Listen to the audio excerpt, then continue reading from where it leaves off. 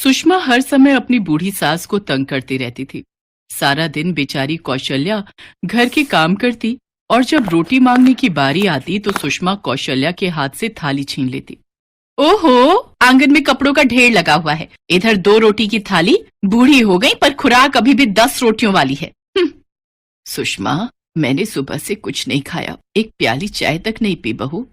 हाँ तो मर नहीं जाओगी अगर पूरा दिन कुछ नहीं खाओगी तो। जाकर पहले कपड़े धो लो, उसके बाद रात का खाना बनाकर कुछ खाना, और दिशा के पापा आ जाएं उससे पहले चुपचाप अपने कमरे में जाकर लेट जाना। दिशा के पापा को जरा सी भी भनक लगी कि मैंने आपसे काम करवाया है तो फिर मुझसे बुरा कोई नहीं होगा। बेचारी कौशल्या ऐसे ही अपनी बहू सुषमा के अत्याचार सहन कर रही थी।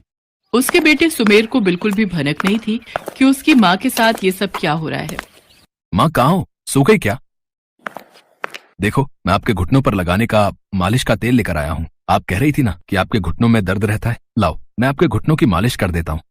अरे नहीं मेरे बच्चे, तू मेरे लिए इतना सोचता है, मेरे लिए यही काफी है। तो सुबह से दुकान से थका रहा आया है, जा पहले गरम गरम रोटी खा ले। मैंने आज तेरी पसंद की अरबी की सब्जी बनाई है। ठीक है माँ, पर याद से ये तेल लगा लेना। अभी तुम सो जाओ। कौशल्या अपने आंसुओं को आंखों में दबा लेती है और सुमेर जैसे ही कमरे से बाहर जाता है वो फूट फूट कर रोने लगती है। ऐसे ही दिन बीत रहे थे।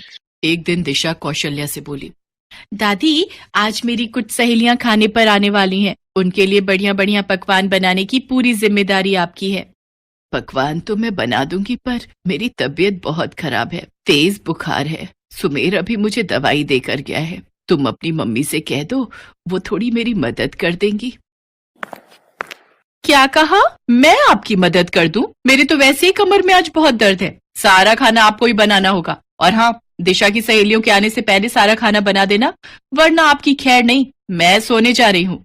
माँ, अगर दादी सारा खाना नहीं बना पाई तो मेरी सहेलियों के सामने मेरी बेइज्जती हो जाएगी। और माँ, अभी तो बाजार से समोसे और लड्डू भी लेकर आने हैं। मैं बहुत थक गई हूँ, मुझे तैयार भी होना है। तुम दादी को भेजकर समोसे और लड्डू मंगवा दो। जाओ, जाकर बाजार से समोसे और लड्डू ले आओ, समोसे गर्म होने चाहिए। सुषमा कौशल्या को बाजार से समोसे और लड्डू खरीदने भेज देती है। सुषमा समोसे और लड्डू खरीद कर लौट रही थी कि अचानक उसका पैर एक पत्थर से टकरा गया और उसके हाथ से सारे समोसे और लड्डू नीचे गिर गए। हे भगवान, ये क्या हो गया? सारे समोसे और लड्डू जमीन पर गिर गए। मेरे पास तो और पैसे भी नहीं है, अगर खाली हाथ घर लौटी तो बहू बहुत गुस्सा करेगी। अब मैं क्या करूं? कुछ समझ नहीं आ रहा। कौशल्या रोती हुई एक पेड़ के नीचे बैठ जाती है। जैसे ही कौशल्या के आंसू जमीन पर गिरते हैं वो सोने के बन जाते हैं। ये देखकर कौशल्या हैरान रह जाती है। ये क्या, मेरे आंसू सोने के बन गए? ऐसा कैसे हो गया? तभी कौशल्या को उस पेड़ में से एक आवाज आती है, मैं एक जादुई पेड़ हूँ, तुम मेरी छाया में बैठकर रो रही थी, इसलिए तुम्हारे आंसू सोने के बन गए। अपना दुख कहो, तुम्हें क्या परेशानी है? जादुई पेड़, मैं बहुत दुखी हूँ, मुझसे अब और दुख नहीं सहा जाता। मैं अपना दुख अपने बेटे से भी नहीं कह सकती, वरना मेरे बेटे की बसी बसाई गृहस्थी उजड़ जाएगी।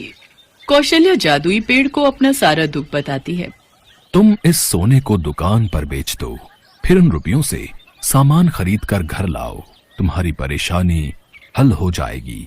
और हाँ, मेरे जादू के कारण आज के बाद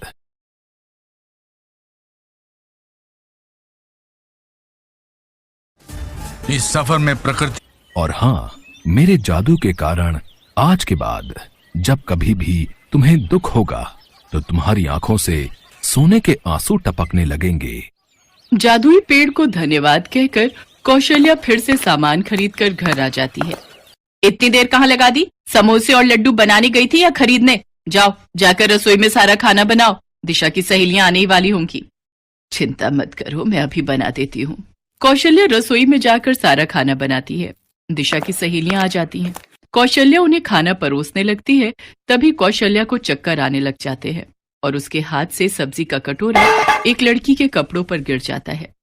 सत्यानाश कर दिया! दिशा, तुम्हारी दादी ने सारी सब्जी मेरे नए सूट पर गिरा दी है। इतना महंगा सूट खरीदा था मैंने, इसीलिए तुमने मुझे यहाँ बुलाया था। तुमने अपने घर में ऐसे बूढ़े लोग पता नहीं क्यों रखे हुए हैं।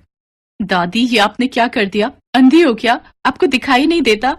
चलो, हम सब चलते हैं यहाँ से। पता नहीं सारा सूट खराब करके रख दिया, अब घर जाकर मुझे नहाना पड़ेगा। दिशा की सारी सहेलियां वहां से चली जाती हैं। सुषमा और दिशा दोनों कौशल्या पर बरस पड़ती हैं। आपको मेरी बेटी की खुशियां देखना भी पसंद नहीं है, आप तो जलती हो मेरी बेटी से, इसीलिए आपने जानबूझकर ऐसा किया। आज आने दो सुमेर को, मैं आपको इस घर से निकाल कर ही रहूंगी। ऐसा न कहो बहू, गलती से मुझसे सब्जी गिरी थी, मैंने जानबूझकर ऐसा नहीं किया, मैं ऐसा बिल्कुल भी नहीं चाहती थी, मैं अपनी पोती के साथ भला ऐसा क्यों करूंगी। कौशल्या रोने लगती है।